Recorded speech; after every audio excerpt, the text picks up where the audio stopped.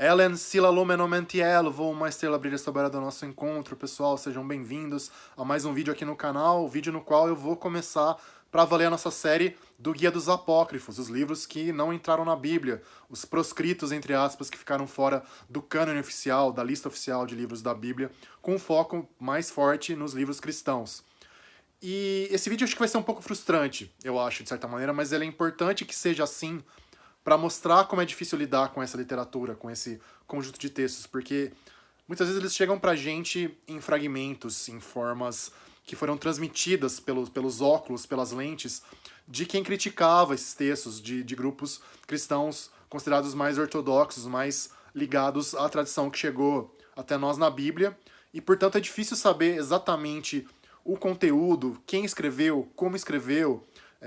São muitas pecinhas do quebra-cabeça que é preciso montar. Nem todos os apócrifos vão ser assim, a gente tem alguns textos bem completos, mas esse caso eu acho que é meio emblemático, que são os livros, digamos, judaicos cristãos, né? Judaico-cristãos, no sentido de que são evangelhos, principalmente, que parecem ter sido escritos por comunidades cristãs que ainda estavam muito próximas do judaísmo, diferentemente digamos, do universo cristão maior da época ali do fim da antiguidade. E antes de começar para valer, só para mostrar rapidinho para vocês as nossas bases aqui, nossos textos base, que é bem legal, a gente tem aqui então essa coletânea de evangelhos apócrifos, tá? Organizada pelo Bart Ehrman e pelo Zlatko Pleše, sei lá como é que se pronuncia esse nome da Europa Oriental aqui, tá? É bem legal porque são textos bilíngues. Aqui, por exemplo, ó, a gente tem deste lado em copta, que é uma língua antiga do Egito, e aqui em inglês. Então é bem bacana como ferramenta de estudo. E esse aqui que são as escrituras de Nag Hammadi, ou Nag Hammadi, tá? Que são basicamente textos gnósticos lá do Egito, que são bem importantes para entender toda essa fase inicial do cristianismo, essa diversidade grande. Vale a pena, quem quiser ir atrás, vale a pena ter, se você sabe em inglês, obviamente. Então eu vou me concentrar aqui, como eu falei, nos textos cristãos com influência judaica, em dois evangelhos, basicamente, que são o evangelho dos Ebionitas e o chamado Evangelho segundo os Hebreus. E como eu falei, o grande problema é que esses textos chegaram pra gente em fragmentos, em pedacinhos citados por outros autores. Pelo que a gente sabe, eles não foram escritos em aramaico ou hebraico, tá? Eles viriam então da chamada diáspora judaica, desse espalhamento das comunidades judaicas pelo Mediterrâneo Oriental, no qual muita gente deixou de lado o hebraico e o aramaico como línguas maternas e passou a falar grego e escrever em grego, que é um fenômeno muito comum. Provavelmente nos primeiros séculos da antiguidade ali, da era cristã, século I, segundo, terceiro, você tinha mais judeu falando grego como língua nativa do que judeus na Palestina falando aramaico, e hebraico já era, obviamente, língua de estudo, língua bíblica, mas não era língua usada no dia a dia em geral. Os fragmentos desses textos que chegaram para nós estão citados em autores cristãos ortodoxos já da igreja nascente, ali gente como São Jerônimo, grande tradutor da Bíblia. São Jerônimo cita esses textos em latim, muitas vezes, que provavelmente ele que traduziu do grego para o latim. Ele sabia hebraico também. Não sei se ele sabia aramaico, boa pergunta, eu vou tentar descobrir até. Veio na minha cabeça agora. E também autores que escreviam diretamente em grego, figuras como Eusébio de Cesareia, que era um historiador da igreja, digamos, um dos primeiros historiadores da igreja, ali do século IV, e um outro sujeito também dessa fase da igreja primitiva, chamado Epifânio, que escreveu um texto chamado Panarion, contra uma crítica, criticando realmente textos que ele considerava heréticos dessa época da igreja. Vamos falar primeiro do Evangelho dos Ebionitas, então, até pelo nome simpático, engraçado, que provavelmente vem de Ebion, que seria pobres, os pobres em hebraico. Então, seria um grupo autodenominado os pobres, uma coisa meio até franciscana. Como que a gente sabe que esse texto foi escrito em grego? Tem uma coisa muito engraçada, que é quase um erro de digitação, sei lá, um errinho. E esse erro é o seguinte, tem a famosa frase dos evangelhos canônicos que diz que São João Batista, o João Batista no deserto, comia gafanhotos. Por uma troca ali de algumas letras, no Evangelho dos Ebionitas, em grego, fala-se que João Batista comia bolos, tipo panquecas, sabe? Umas coisas desse tipo. Um bolinho ali amassado. E com uma troca de poucas letras, você passa, então, do grego gafanhoto para o grego panquecas, por incrível que pareça. O relato do Epifânio, por exemplo, diz que esse grupo dos ebionitas moraria numa região a leste do rio Jordão, provavelmente talvez na Jordânia atual mesmo, talvez um pedacinho da Síria, tá?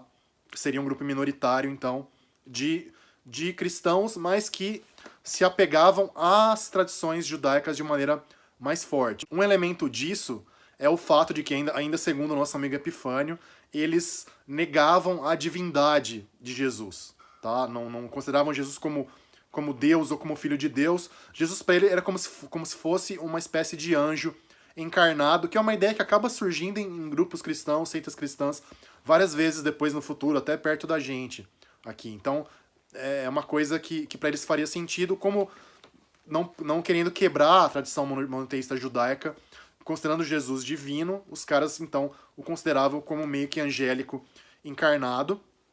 E tem um trecho do próprio evangelho que parece que dá a entender uma coisa nesse sentido. Não sobre a parte angélica, mas sobre a humanidade de Jesus, ou Jesus estando abaixo de Deus, que é o seguinte. Havia um certo homem chamado Jesus, que tinha cerca de 30 anos de idade. Foi ele que nos escolheu. Sucinto, mas engraçado, havia um certo homem. E o que os críticos cristãos da época chamam a atenção também para esse evangelho é que ele não usa as narrativas da infância, né? Não tem a coisa do nascimento, da concepção e do nascimento virgem de Jesus que aparece nos evangelhos de Mateus e de Lucas. E aparentemente eles tinham algum problema teológico com a questão do sacrifício de animais, né? Essa coisa de sacrificar cordeiros, bois, até pombas, às vezes, no Templo de Jerusalém, que era uma coisa muito forte da religião judaica. Nessa época que eles estão escrevendo, o Templo de Jerusalém já foi destruído no ano 70 depois de Cristo. Então eles meio que acham que realmente Jesus veio para abolir esse sacrifício de animais. E quando tem a passagem na Páscoa, nesse evangelho, Jesus fala, ó, não vou comer a carne do cordeiro pascal sacrificado, né? Essa coisa de Jesus dando a entender que não era mais para sacrificar os animais e, de novo, de acordo com o que se dizia na época, eles seriam totalmente vegetarianos, esses ebionitas.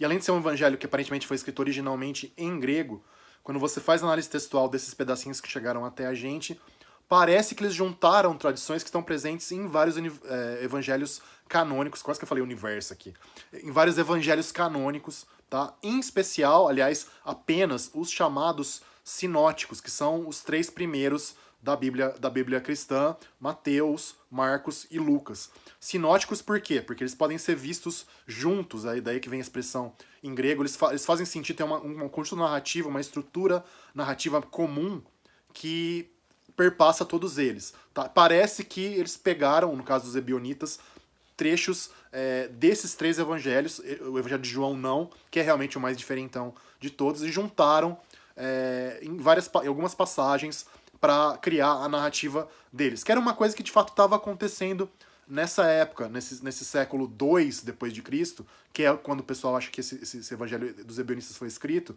tinha esse costume de criar chamadas harmonias dos evangelhos, de pegar os 4 evangelhos que existem, que a gente conhece, e fazer meio que uma narrativa única, juntando todos eles. E é basicamente isso, realmente pouca informação, a gente sabe muito pouco sobre esses caras.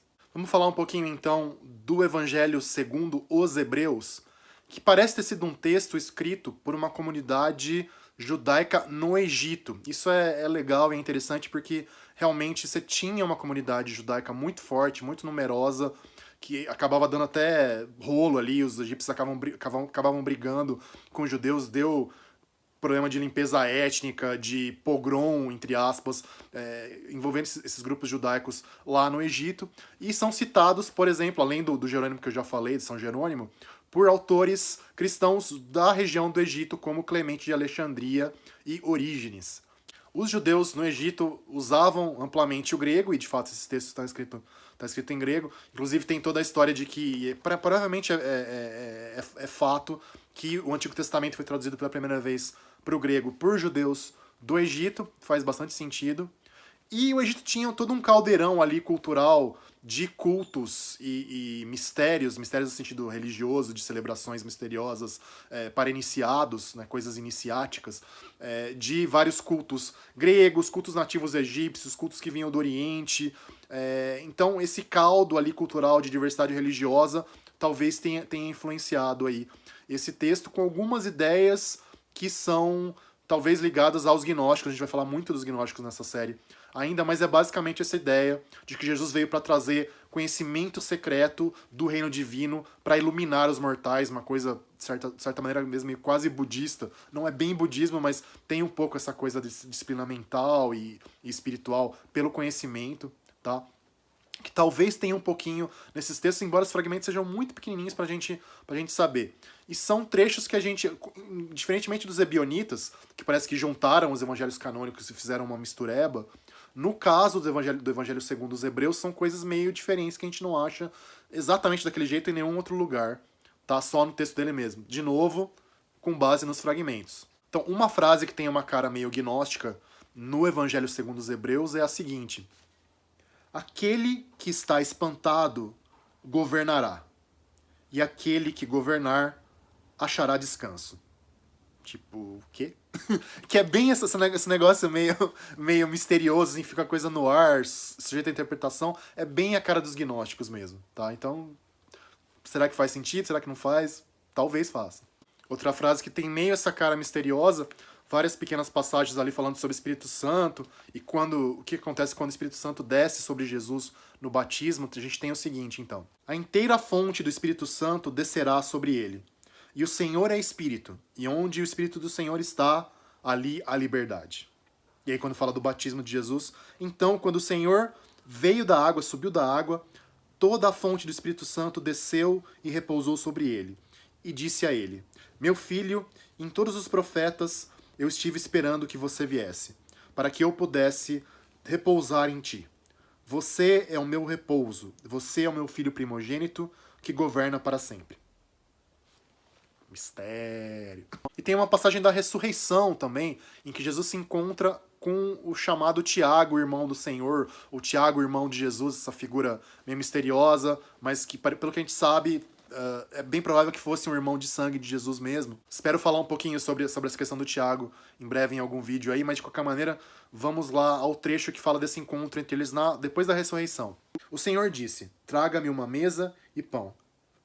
Ele tomou o pão e o abençoou, o partiu, o deu a Tiago, o justo, e disse a ele: meu irmão, come esse pão, pois o Filho do Homem se levantou do meio daqueles que dormem. E é isso, de informação é isso. Vocês veem como é complicado julgar de maneira muito clara o que tem nesses textos. Nesse caso, pelo menos, a gente vai encontrar exemplos semelhantes. Mas acho que a questão mais interessante a levantar, e é difícil de responder com certeza, é: será que essas tradições judaicas que distanciam um pouco, pelo que a gente sabe, pelo que parece, Jesus, a figura 100% divina que ela acabou se tornando, será que elas são as coisas originais do cristianismo que foram preservadas de maneira digamos, oculta, de maneira mais misteriosa, do outro lado do Jordão e também no Egito? Ou são tradições que apareceram mais tarde, de repente grupos judaicos que se converteram relativamente tarde para o cristianismo e aí criaram uma coisa um pouco mais sincrética, mais misturada?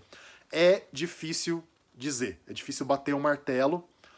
Uma tendência que tem crescido muito na pesquisa hoje é dizer que essa ideia da chamada alta cristologia, de mostrar que Jesus é uma figura já lá em cima divina, é algo que aparece já nos escritos originais de Paulo, no primeiro século cristão, nas primeiras décadas cristãs. Pelo menos em algumas tradições cristãs, isso já teria presente muito cedo, essa ideia da divindade ou quase divindade de Jesus. Eu vou deixar a coisa um pouco no ar, acho que tem um debate grande aí para ser feito. Por enquanto é isso, pessoal. Agradeço o tempo e a atenção. Espero que tenha feito algum sentido. E vou trazer textos um pouquinho mais completos, um pouquinho mais fáceis de analisar, um pouquinho menos difíceis, pelo menos, em breve aí na nossa série, tá bom? Não se esqueça de curtir o vídeo, de se inscrever no canal que não se inscreveu, ativar o sininho para receber notificações, ajudem a espalhar a nossa palavra aí, beleza? Obrigado pelo tempo e pela atenção, como dizem os elfos. Namari. Adeus.